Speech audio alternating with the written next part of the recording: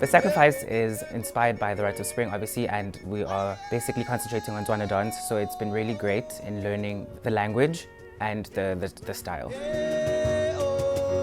So the story is about the sacrifices that we have to make sometimes as human beings. For Dada Masilo, it wasn't really an easy task because throughout all her works that she has done previously, there was already an existing narrative. But then with this one, it's totally different because now she had to create one. I think that when I watched The Rites of Spring, I was very intrigued by the fact that there is the adoration of the earth, which is the first act, and then the sacrifice.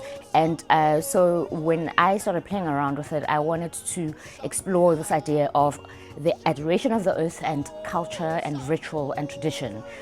Because, I mean, in South Africa, there's so many different cultures and traditions, and we do a lot of rituals. So I wanted, like, that first part of the piece to be about that, to just explain to people, okay, we do these rituals before we do a sacrifice.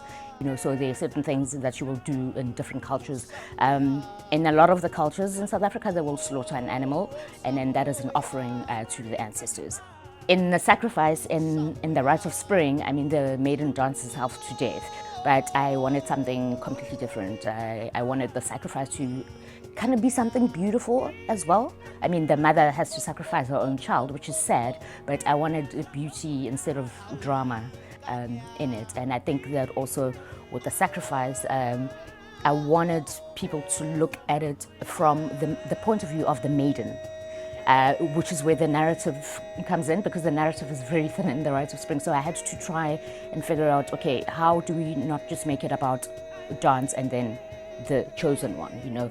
How do we incorporate the rituals, and how do we follow the maiden through the journey of her then getting to the point where she's being sacrificed, because it involves the community.